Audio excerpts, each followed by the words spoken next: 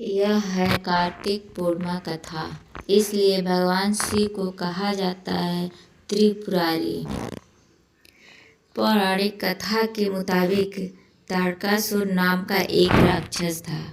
उसके 3 पुत्र थे, तारकच, कमलाक्ष और विद्युन्माली।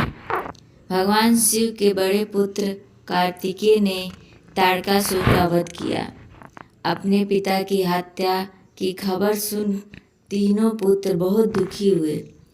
तीनों ने मिलकर ब्रह्मा जी से वरदान मांगने के लिए घोर तपस्या की। ब्रह्मा जी तीनों की तपस्या से प्रसन्न हुए और बोले कि मांगो, क्या वरदान मांगना चाहते हो। तीनों ने ब्रह्मा जी से अमर होने का वरदान मांगा, लेकिन ब्रह्मा जी ने उन्हें इसके अलावा कोई दूसरा वरदान मांगने को कहा। तीनों ने मिलकर फिर सोचा और इस बार ब्रह्मा जी से 3 अलग नगरों का निर्माण करने के लिए कहा, जिसमें सभी बैठकर सारी पृथ्वी और आकाश में घूमा जा सके। 1000 साल बाद जब हम मिलें और हम तीनों के नगर मिलकर एक हो जाए और जो देवता तीनों नगरों को एक ही बाण से नष्ट करने की क्षमता रखता हो, वही हमारी मृत्यु का कारण हो। ब्रह्मा जी ने उन्हें ये वरदान दे दिया। तीनों वरदान पाकर बहुत खुश हुए।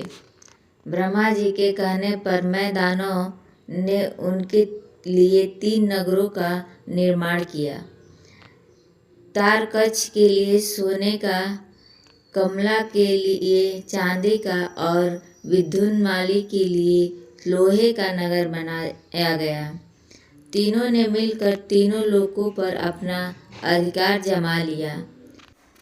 इंद्रदेव इन तीनों राक्षसों से भयभीत हुए और भगवान शंकर की शरण में गए। इंद्र की बात सुन भगवान शिव ने इन दानों का नाश करने के लिए एक दिव्य रथ का निर्माण किया। इस दिव्य रथ की हर एक चीज देवताओं से बनी। चंद्रमा और सूर्य से पहिए बने। इंद्र, वरुण, यम और कुबेर रथ के चाल घोड़े बने। हिमालय धनुष बने और शेषनाग प्रचंचा बने। भगवान शिव खुद बाण बने और बाण की नोक बने अग्निदेव। इस दिव्य रथ पर सवार हुए खुद भगवान शिव। भगवानों से बने इस रथ और तीनों भाइयों के बीच भयंकर युद्ध हुआ। जैसे ये तीनों रथ एक सीधे में आए, भगवान शिव ने बाण छोड़ तीनों का नाश कर दिया। इसी वध के बाद भगवान शिव को त्रिपुरारी कहा जाने लगा। यह वध कार्तिक मास की पूर्णिमा को हुआ, इसलिए इस दिन को त्रिपुरी पूर्णिमा नाम से भी जाना जाने लगा।